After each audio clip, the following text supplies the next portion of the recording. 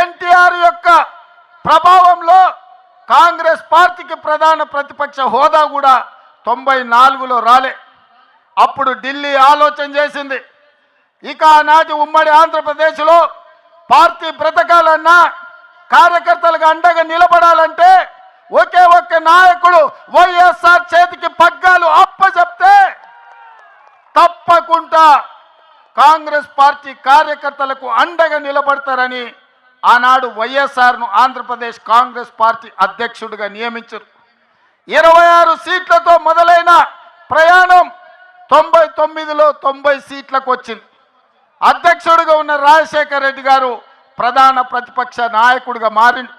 ప్రధాన ప్రతిపక్ష నాయకుడిగా మారి ప్రజల తరఫున ప్రశ్నించే గొంతుకై ఆనాటి ప్రభుత్వాల మీద పోరాటం చేసి ప్రజల తరఫున నిలబడి చేవెళ్ళ నుంచి ఇచ్చాపురం వరకు ఎర్రటెండలో వారు పాదయాత్ర చేసి వారి కాళ్ళకు బొగ్గలై అవి పగిలిన ముక్కవోని దీక్షతో ఎర్రటెండల్లో 105 డిగ్రీల జ్వరం వచ్చిన ప్రజల కోసం పాదయాత్ర చేసిండు. రాజశేఖర రెడ్డి గారు ఆనాడు పాదయాత్ర చేసి ప్రజల కష్టాలు తెలుసుకొని దళితులు, గిరిజనులు, బలైన వర్గాల కోసం, ఆదివాసీల కోసం, అడవులలో ఉండే బిడ్డల కోసం, మహిళల కోసం, మైనారిటీల కోసం వాళ్ళ సమస్యలను అడిగి వాళ్ళ గుండె చప్పుడు విని 2004లో ఇందిరమ్మ రాజ్యం తెచ్చిండు. కాంగ్రెస్ను అధికారంలోకి తీసుకొచ్చిండు. 33 ఎంపీలను గెలిపించి కేంద్రంలో యూపీఏ ప్రభుత్వాన్ని ఏర్పాటు చేసిండు. ఆనాడు కేంద్రంలో ప్రభుత్వం ఏర్పడ్డదంటే ఆంధ్రప్రదేశ్లో అధికారంలోకి కాంగ్రెస్ వచ్చింది అంటే రాజశేఖర రెడ్డి గారు ముక్కవోని దీక్షతోటి ఆనాడు పోరాటం చేసిండు. ఆ పోరాటంలో కూడా కమ్యూనిస్టులు కలిసి వచ్చిండ్రు. సిపిఐ, సిపిఎం కూడా ఆనాడు డాక్టర్ వైఎస్ఆర్తో కలిసి పేద ప్రజల కోసం ఎర్ర జెండా ఎత్తిండ్రు. ఎర్ర జెండా కూడా ఆనాడు కాంగ్రెస్తో కలిసింది.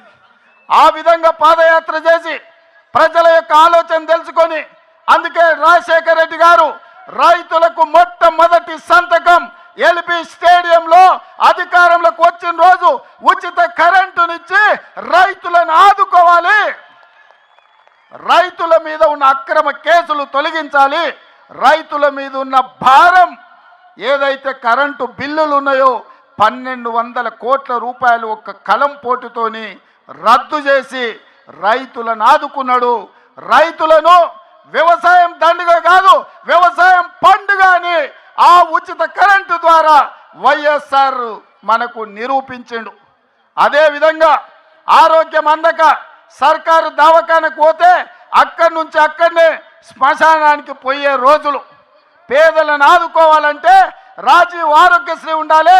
పేదలకు 2 లక్షల రూపాయలతోని ఉచితంగా వైద్యాన్ని అందించి అపోలో, యశోద లాంటి ఆసుపత్రులు పేదవాళ్ళు ఎన్నడూ చూడలే.